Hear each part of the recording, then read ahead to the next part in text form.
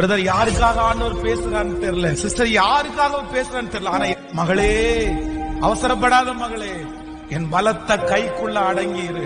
நீ நினைக்கிற அங்க போனா எந்த சண்டையும் இல்ல, அங்க போனா எந்த வாக்குவாதமும் இல்ல, அங்க போனா நிம்மதியா இருக்கும்.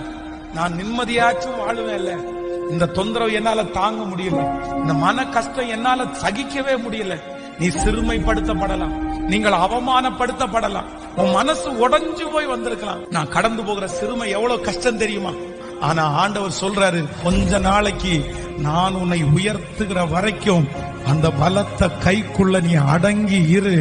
நான் உன்னை தூக்குவேன், நான் உன்னை நிறுத்துவேன், நான் உன்னை அந்த இடத்திலிருந்து எடுப்பேன், நான் உன்னை அங்கீகரிப்பேன், நான் உன்னை மகிமைப்படுத்துவேன், நான் உனக்காக வழிகளை உண்டு பண்ணுவேன்.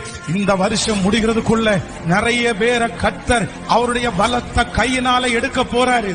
ஏற்ற காலம் நிறைய பேருக்கு வரப்போகுது.